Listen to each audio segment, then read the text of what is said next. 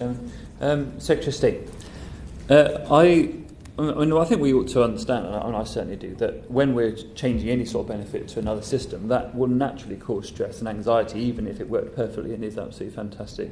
And we know that there's been some challenges, but I want to talk a little bit about another change from DLA to PIP, personal independent payment. And again, so the very thought of that for many people who will have a long-term disability or long-term health problem will be stressful even before they enter the process.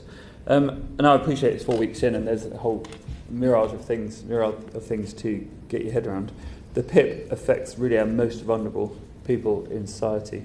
And the process in terms of applying for it, the medical assessment, the mandatory reconsideration if the result doesn't go how people think it should, particularly those supporting individuals, and then the appeal process. There just seems to be real problems around that, and it's not really seen as a success, that process. So I wondered if you have time or whether you're considering now what can be done to actually really look at that whole area.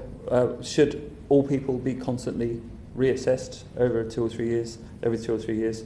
Are you confident in the process as it stands? And then so for example, a mandatory reconsideration, do you have confidence that is a genuine reconsideration or just a rubber stamp exercise so that the default position becomes an appeal? And then all the MPs, colleagues that I spoke to, including my own situation, is people wait a very long time for appeal, sometimes with no notice whatsoever.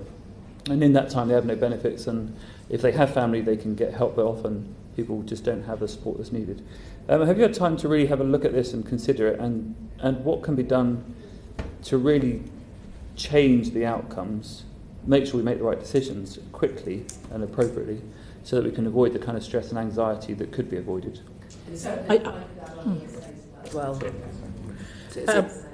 On assessments. So on PIP, I announced last week that people on the highest disability would not have to be regularly reassessed every 2 years. Instead, there would be a light touch reassessment every 10 years.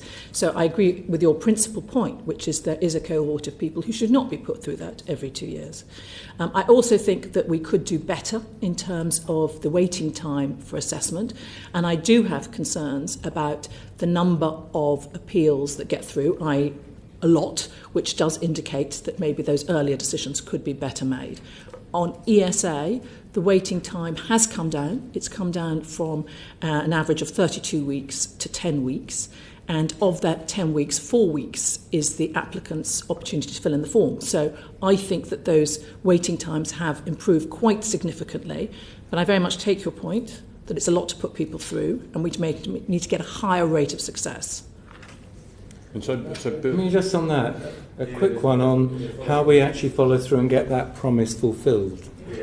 And there was 180,000 disabled people who owed about 1.6 billion due to underpayments by DWP, identified by National Audit Office and the courts. There is a process for reviewing all of those payments, and I don't expect you to have this figure to hand, although Peter should, I suspect. But could we have an update on where the review of those payments is at, given it's meant to finish next year? There's about 500,000 people being reviewed. Yes, so obviously the National Audit Office did their report, and I appeared before the Public Accounts Committee back in May on the whole process of taking people from IB into ESA. The first phase will be completed in April, but since my appearance in front of the Public Accounts Committee, the government looked again at the position on, I don't remember the position on Section 27, which means that we're now doing another phase of that work to bring more people and to go back to the point of transition rather than back to 2014. How many people have gone through that review process so far? How many people who were owed money by the department, and how many are now receiving the correct payment? I'll have to get you the exact numbers, but so why didn't I write to you on that? But we are on track to complete the first phase by April, which will be about 300,000. And everyone by the end of next year is on track, is it? So the commitment is to spend another year doing the second phase, but we're on track. We're on track. Completed by the end of 2019. Is yes, and we're on track to meet our commitments. Can I suggest that one of the weekly sets of data you get is that? Yes, From Peter. very much. Ruth, you've got a quick update as well, haven't you? Yes, Secretary of State, when this committee did a report on PIP and DSA, one of our key recommendations was that assessments would be video recorded to allay people's fears and to drive quality up.